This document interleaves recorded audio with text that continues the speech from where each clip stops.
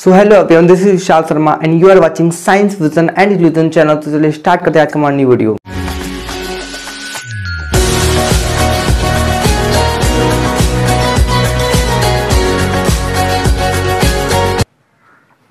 तो अब हम समझने वाले हैं। देखिए मैं क्या बताने वाला हूँ आज मैं बताने वाला हूँ कि जो हमारे प्लांट हैं, ठीक है, उनमें ट्रांसपोर्ट कैसे होता है। ट्रांसपोर्ट क्या होता है वो तो आपको पता ही होगा कि सब्सटेंस का एक जगह से दूसरी जगह तक पहुँचना ही ट्रांसपोर्ट कहलाता है। या हम नॉर्मल लैंग्वेज में अगर बात करें तो ट्रांसपोर्ट का मतलब होता है किसी भी चीज़ को एक जगह से दूसरी जगह तक पहुँचाना, उसे ही क्या कहते हैं, ट्रांसपोर्ट कहते हैं। तो ट्रांसपोर्ट ना कि केवल प्लांट में होता है, ट्रांसपोर्ट हम लोगों की बॉडी के अंदर भी होता है। ठीक है, हम लोगों की बॉडी के अंदर ट्रांसपोर्ट कैसे होता है, देखिए मान लीजिए आपने खाना खाया, खाना खाने के बाद वो स्मॉल इंटेस्टाइन में सारी डाइजेशन प्रोसेस के बाद स्मॉल इंटेस्टाइन में चला गया। ठीक है, स्मॉल इंटेस्टाइन के बाद वो पूरे शरीर में कैसे पहुंचेगा, उसको पहुंचाने के लिए हम उसमें क्या करते हैं, ब्लड में उसको मिला देते हैं। ठीक है, ब्लड क्या करता है, पूरी बॉडी में घूमता रहता है और पूरी बॉडी में जैसे जैसे घूमता है वैसे वैसे क्या करता है, सब्सटेंस का ट्रांसपोर्ट भी करता रहता है। जिस जिस पार्ट को जिस जिस चीज की जरूरत पड़ती है उसको दे देता है और वहां से जितने भी एक्सक्रीटिव मटेरियल होते हैं, ठीक है, जो प्लांट के जो हमारी बॉडी के लिए हार्मफुल होते हैं उनको लेके बाहर हमारी बॉडी से निकाल देता है। ठीक है,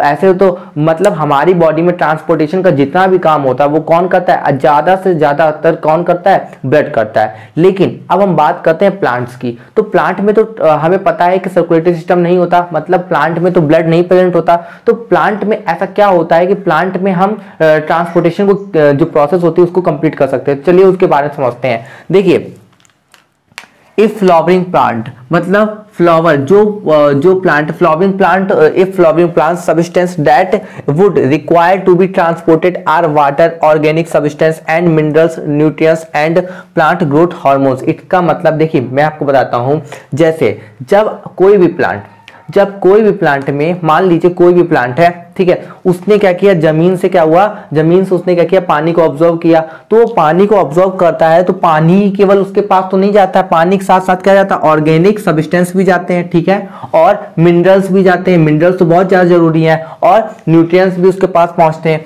तो न्यूट्रिएंट्स देखिए, न्यूट्रिएंट्स क्या होता है, न्यूट्रिएंट्स कौन बनाता है, ज्यादातर देखा होगा आपने फूड का जो सिंथेसिस, मतलब फूड जो बनाता है, ठीक है, मतलब फूड का प्रोडक्शन कौन करता है, फूड का जो प्रोडक्शन होता है, फूड का प्रोडक्शन कौन करता है, लीफ करती है। क्या करती है, लीफ करती है। लीफ को हम लोग क्या करते हैं, लीफ को हम किचन ऑफ द प्लांट कहते हैं। कहते हैं कि नहीं, लीफ को हम लोग किचन ऑफ द प्लांट कहते हैं। लीफ को हम लोग क्या कहते हैं,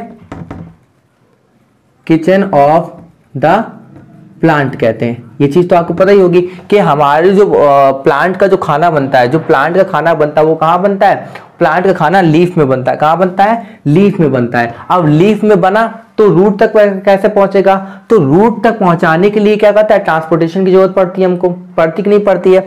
और रूट ने क्या किया, मिनरल्स को ऑब्जर्व किया और ऑर्गेनिक सब्सटेंस को ऑब्जर्व किया और कुछ प्लांट ग्रोथ हार्मोन्स को भी ऑब्जर्व किया।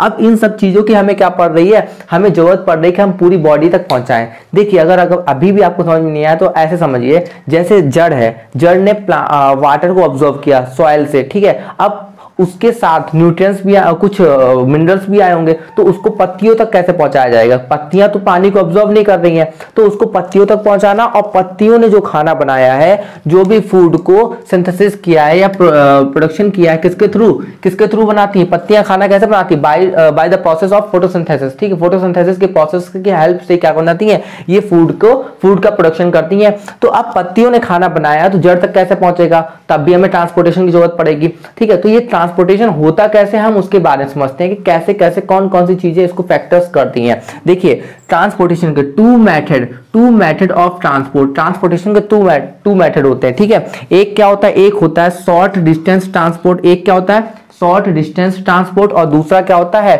देखिए ये मिटरा हुआ, ये अलग पार्ट है। एक दूसरा क्या होता है, दो नाम लिख गए हैं, यहाँ पे क्या होगा, लॉन्ग डिस्टेंस ट्रांसपोर्ट होगा। क्या होगा, लॉन्ग डिस्टेंस ट्रांसपोर्ट, यहाँ पे शॉर्ट डिस्टेंस ट्रांसपोर्ट और एक लॉन्ग डिस्टेंस ट्रांसपोर्ट। अब हम इनके बारे में थोड़ा ब्रीफली समझते हैं कि ये क्या होते हैं, शॉर्ट डिस्टेंस और लॉन्ग डिस्टेंस ट्रांसपोर्ट। तो जैसा कि हम बात कर चुके थे कि हमारे जो टू मेथड ऑफ ट्रांसपोर्ट, मतलब ट्रांसपोर्टेशन के जो हम चीज़ों का सब्सटेंस का ट्रांसपोर्ट करते हैं उसके दो मेथड होते हैं। मतलब हम जब किसी चीज का भी ट्रांसपोर्ट करते हैं, ट्रांसपोर्ट का मतलब आपको समझ में आता है एक जगह से दूसरी जगह तक पहुंचाना, तो उसके क्या होते हैं, दो मेथड होते हैं। क्या होते हैं, दो मेथड, यानी कि दो तरीके होते हैं। ठीक है, तो एक क्या होता है, एक तो होता है शॉर्ट डिस्टेंस ट्रांसपोर्ट, एक क्या होता है शॉर्ट डिस्टेंस ट्रांसपोर्ट, और दूसरा कैसा होता है, लॉन्ग डिस्टेंस ट्रांसपोर्ट। जैसा कि आपको नाम से पता चल रहा है, तो ये क्या करता है, लॉन्ग डिस्टेंस को कवर करता है। ये क्या करता है, लॉन्ग डिस्टेंस को कवर करता है। ओके, ये क्या करता है, लॉन्ग डिस्टेंस को कवर करता है। और ये जो शॉर्ट डिस्टेंस ट्रांसपोर्ट होता है, शॉर्ट डिस्टेंस यानी कि शॉर्ट डिस्टेंस को कवर करता है। ओके, नाम से ही पता चल रहा है हमको कि ये क्या काम कर रहा होगा, शॉर्ट डिस्टेंस को कवर कर रहा होगा। ये long distance transport long distance को कवर कर रहा होगा। इतनी चीज आपको समझ में आ गई। अब आप गौर से देखिए कि लॉन्ग डिस्टेंस ट्रांसपोर्ट मतलब जब हमें ज्यादा चीजों की, मतलब रूट से लीफ तक किसी चीज को पहुंचाना है, रूट से स्टेम तक किसी चीज को पहुंचाना है, तो हम क्या करते हैं, लॉन्ग डिस्टेंस ट्रांसपोर्ट में उस चीज को पढ़ते हैं। ठीक है, और अभी हमें क्या पढ़ना है, शॉर्ट डिस्टेंस ट्रांसपोर्ट मतलब जब कोई एक भी टिश्यू है, कोई एक टिश्यू है, टिश्यू में सेल के बीच में, मतलब दो सेल है, दो सेल के बीच में कैसे चीजों का ट्रांसपोर्ट करते होता है। ठीक है, वो उनके बारे में समझना है। तो वो क्या होता है, वो शॉर्ट डिस्टेंस ट्रांसपोर्ट होता है। शॉर्ट डिस्टेंस से तो होती कि नहीं होती है, मतलब शॉर्ट, आप समझ ही रहे हैं। ओके, तो अब शॉर्ट डिस्टेंस ट्रांसपोर्ट क्या होता है, दो तरीकों से होता है। एक तो होता है एक्टिव ट्रांसपोर्ट और दूसरा क्या होता है, पैसिव ट्रांसपोर्ट। ठीक है, तो एक चीज समझ में आई आपको कि लॉन्ग डिस्टेंस ट्रांसपोर्ट क्या होता है और शॉर्ट डिस्टेंस ट्रांसपोर्ट क्या होता है। इसका लॉन्ग डिस्टेंस ट्रांसपोर्ट का दूसरा नेम है ट्रांसलोकेशन। ओके, नीचे लिख के आ रहा होगा ट्रांसलोकेशन।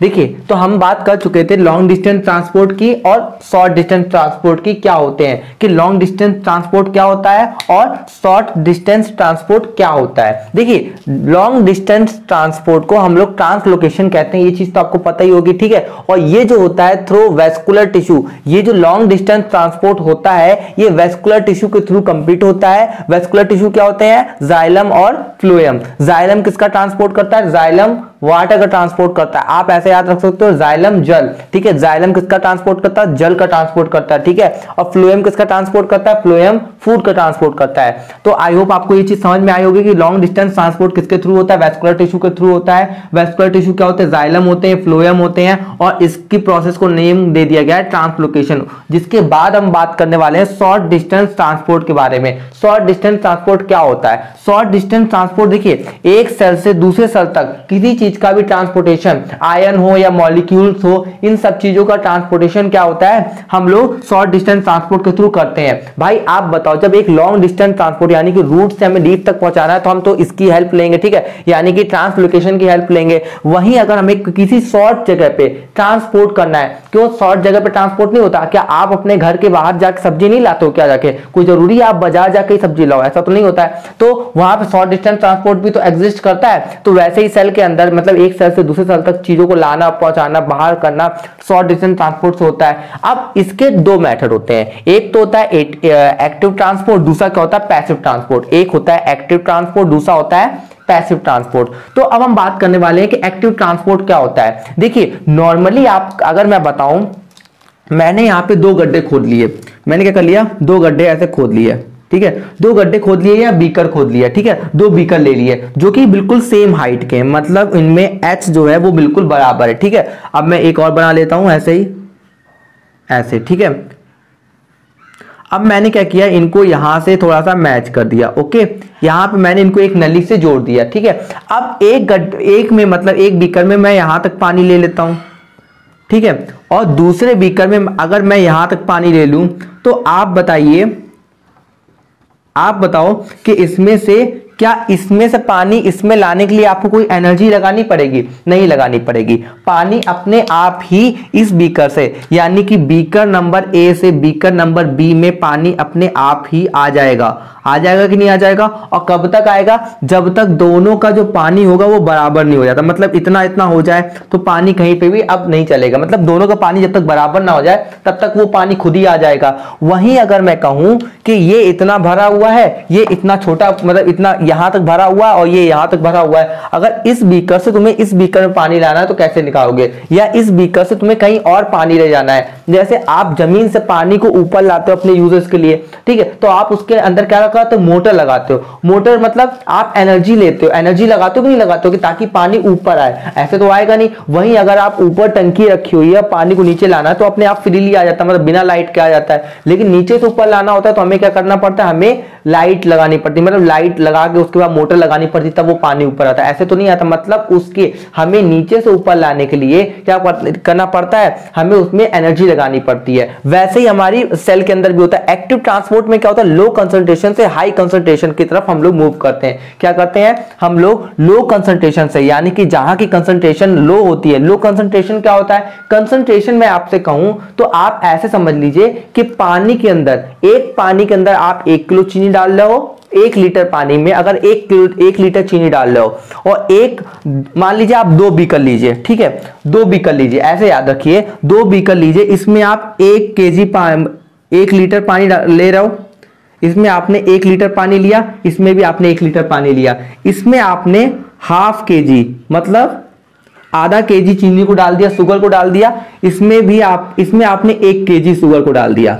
तो आप बताओ कि कंसंट्रेशन किसकी ज्यादा है, तो कंसंट्रेशन इसकी ज्यादा होगी, इसकी कम होगी। देखिए आपने चीनी किया है, चीनी जब आप शरबत बनाते हो कम अगर चीनी डालते हो तो शरबत बनता है, मतलब वो बहुत पतला होता है। वही अगर आप ज्यादा चीनी डाल दोगे तो उसको ऐसे उठाओगे तो बहुत ज्यादा चिपचिपा होता है। चाशनी देखी आपने, उसको ऊपर उठाओ तो ऐसा होता है, ठीक है। तो चाशनी आपने देखी हुई कम मूव करती, वही शरबत ज्यादा मूव करेगा, ठीक है। तो यानी कि लो कंसंट्रेशन से हाई कंसंट्रेशन पहुंचाने के लिए हमें एक्टिव ट्रांसपोर्ट का यूज करना पड़ता है, ठीक है। इसमें हमको क्या करना पड़ता है, एनर्जी लगानी पड़ेगी।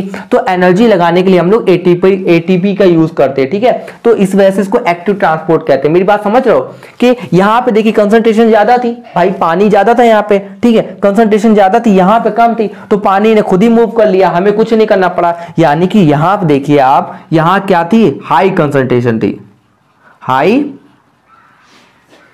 कंसंट्रेशन थी, यहां पे हमारी हाई कंसंट्रेशन थी, और यहां पे क्या है, इस बीकर बी में क्या है, लो कंसंट्रेशन है। क्या है, लो कंसंट्रेशन है। तो अब देखिए हाई कंसंट्रेशन से लो कंसंट्रेशन में आने के लिए हमें कोई भी एनर्जी का यूज नहीं करना पड़ा। वहीं अगर हम लो कंसंट्रेशन से हाई कंसंट्रेशन में जाए तो हमें एनर्जी का यूज करना पड़ेगा। तो वहां पे हम लोग एक्टिव ट्रांसपोर्ट का यूज करेंगे। यहां पे भी तो यही हो रहा है, क्या हो रहा है, एक्टिव ट्रांसपोर्ट का यूज हो रहा है कि लो कंसंट्रेशन से हाई कंसंट्रेशन की तरफ हम मूव कर रहे हैं। और जब मूव कर रहे हैं देखिए हमको एनर्जी लगानी पड़ती है। सेल में एनर्जी क्या होती है, सेल में एनर्जी होती है एटीपी, पता है होगा आपको। तो यहां पे क्या करना पड़ता है, एटीपी का यूज करना पड़ता है एक्टिव ट्रांसपोर्ट में।